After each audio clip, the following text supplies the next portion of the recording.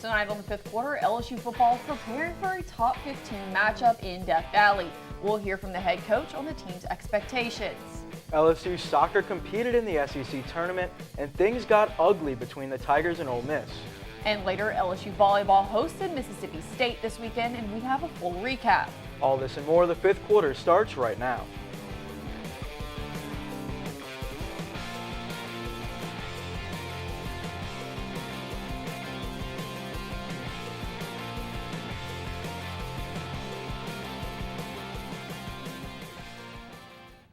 Happy Halloween and welcome to the fifth quarter. Thanks for joining us. I'm Brie Andras. And I'm Guttuso. Brie, LSU football didn't take the field this weekend, but there was a lot of action throughout the SEC. Auburn today fired their head coach, Brian Harsin, saw a couple of top 25 teams go down, and Tennessee continued to roll all the way up to number 2 in the country. Yeah, this weekend is definitely going to be the test of who's going to be in Atlanta at the SEC Championship as Tennessee takes on number 1 Georgia in Athens and LSU takes on number 6 Alabama. They're fighting for the East and the West, and we'll definitely get to see who will make that SEC Championship as LSU is 1 game behind Bama in the SEC West. And throughout the season, the Tigers have proven to perform better in the second half of the game.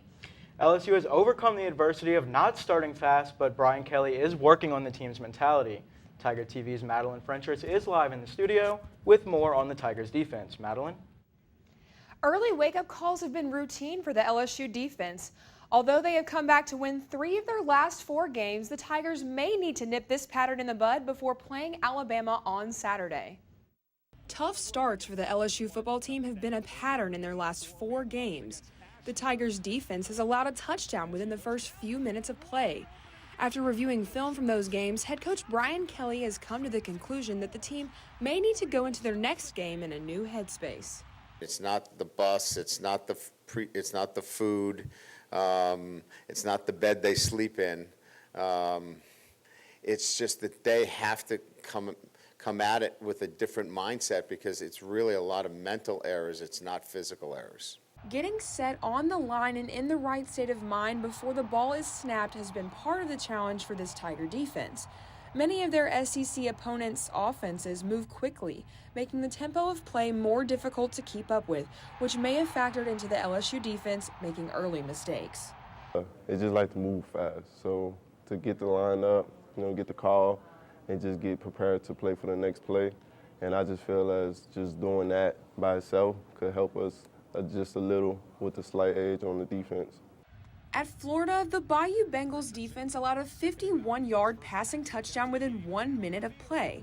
Against Ole Miss, a 6-yard rushing touchdown took nearly a minute and a half. Despite their habit of giving up early points, LSU came back to win 3 of their last 4 matchups. Auburn by 4, Florida by 10, and Ole Miss by 25. We just have to get our guys locked in mentally early on, and it just seems like they play better as they get into the game, but we just have to get over that. Last week, the Purple and Gold had a bye, giving them time to establish their mentality before playing number 6 Alabama. And in Saturday's battle for the SEC West, the Tigers look to put an end to this string of early touchdowns scored by their opponents. A strong defensive start might be the edge LSU needs to take the win this weekend against Alabama. The Tigers and the Tide face off at 6 p.m. this Saturday. For Tiger TV Sports, I'm Madeline Frenchers. Back to you guys at the desk. LSU football head coach Brian Kelly met with the media earlier today to discuss how the team is preparing for their game coming off a bye week. The Tigers and the Crimson Tide have had a historic SEC West rivalry for years. Head coach Brian Kelly knows how big of an impact this year's game might have on the postseason. The games matter when both teams are in a position for this game to have the kind of scrutiny that it does today. So, I think that this is what you're looking for if you're an Alabama fan or an LSU fan. In order to excel on both sides of the ball, LSU will have to excel on both sides of the ball in order to take down Nick Saban and the Crimson Tide throughout the entire game. LSU soccer faced off against Ole Miss in the first round of the SEC tournament, and the two teams were locked at 0 until the end of regular time. And then after extra time, the score was still 0, and Ole Ole Miss wins the penalty shootout 3-0. But the bigger storyline was the incident in the 104th minute that resulted in both Maya Gordon and Rami Noel receiving red cards and being ejected from the game. It's the one that was getting into it with Gordon in the battle of the nines.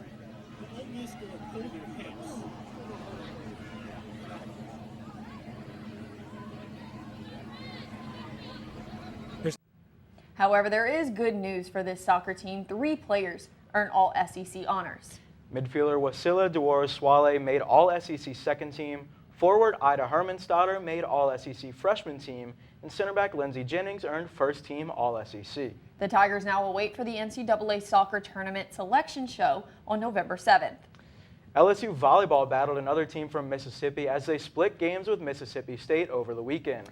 Reporter Dylan Machachik is in studio with more. Dylan? LSU volleyball started the weekend off with a big win this past Saturday, but weren't able to take the series against Mississippi State after a tough loss on Sunday. The Purple and Gold had a short turnaround after Saturday's victory, playing their second match of the weekend in less than 24 hours. The Tigers showed a lot of fight, but didn't duplicate Saturday night's result. Head coach Tanya Johnson thinks it was just a matter of execution. Obviously, playing back-to-back is tough, and then back-to-back and going 5 sets is really tough. And so, I just think the grit that they showed to get themselves back into set 5 and push this thing 16-14. But I mean, at the end of the day, it's about executing, and Mississippi State executed at the end, and we didn't. The Tigers had an opportunity to win the match and take the series in the 4th set, but weren't able to get the job done. Johnson believes her squad needs to be better at putting the match away when they have the chance. I mean, we're up 2-1, and we have the opportunity to win the 4th set and win the match, and we could not capitalize on that. And so I just think being aggressive the entire time and not getting passive-aggressive, but more importantly, having a sense of urgency to finish the match is something we're going to have to work on over the course of the next few weeks. One of the bright spots from this tough loss was the play of libero Ella Larkin. Larkin notched 31 digs and was the leader of the Tigers' defense throughout the entire weekend. Yeah, I think our blockers today were phenomenal. They were over early, so it's easy to play defense behind them, so I give credit to them for sure. The Fighting Tigers start a lengthy road trip next week against Tennessee and don't return until Friday, November 25th, when they play Georgia in the PMAC. The Tigers have 2 more back-to-backs against SEC opponents this season before the SEC tournament begins. Being aggressive and ending matches when they have the opportunity will be a key for the Tigers in the next couple of weeks. Reporting for Tiger TV Sports, I'm Dylan Machachik. Back to you guys at the desk. Thanks, Dylan. With basketball season now a little more than a week away, both the men and women's teams look to make their final preparations. When we return, we'll hear from men's head coach Matt McMahon. Don't go anywhere.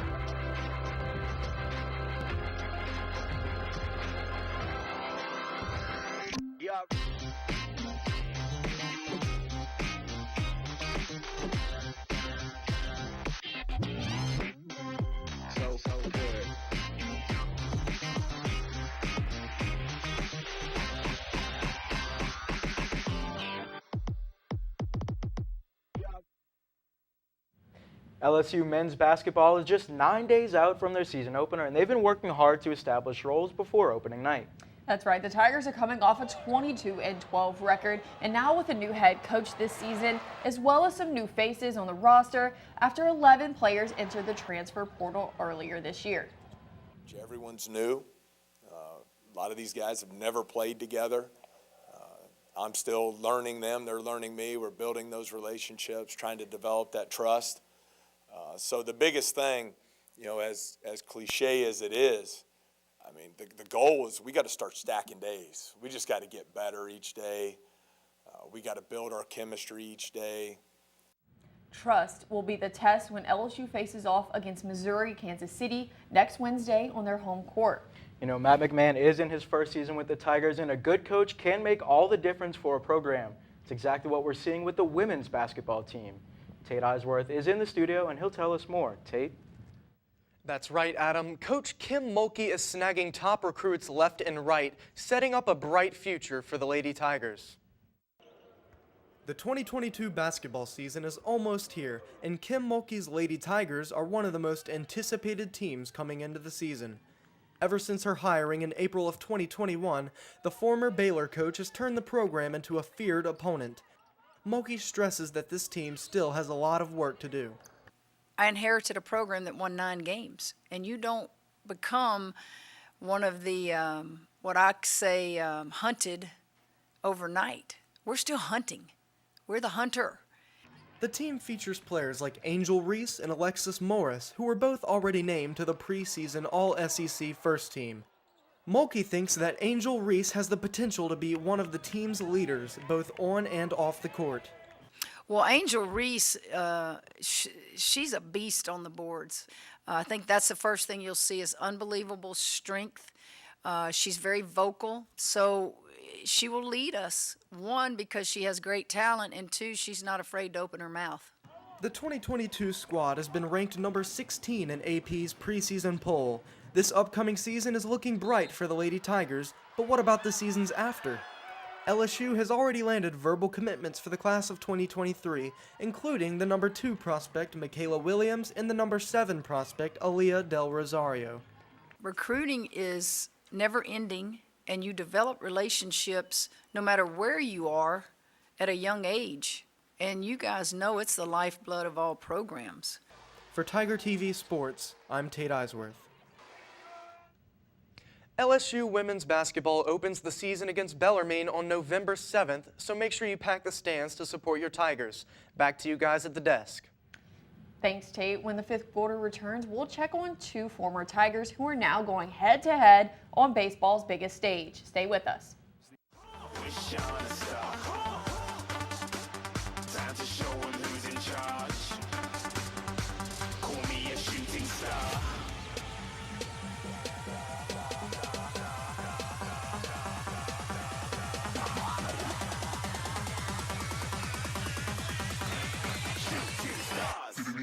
So good.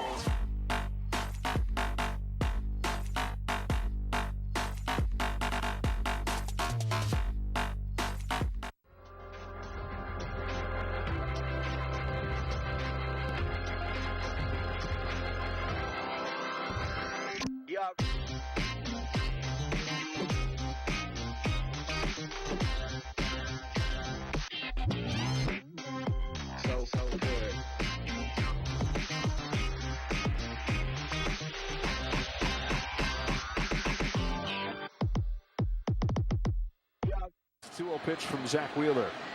Bregman hits one in the air to deep left center field.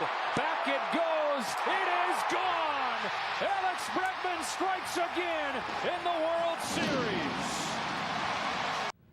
That was former LSU baseball player Alex Bregman hitting a home run in Game 2 of the World Series, putting the Astros up 5-0. Bregman is facing his former LSU roommate and current Phillies pitcher Aaron Nola, who started for the Phillies in their Game 1 win. Bregman had this to say about going up against his former teammate in the World Series. So cool. I mean, we both probably dreamed of this moment when we were in college together.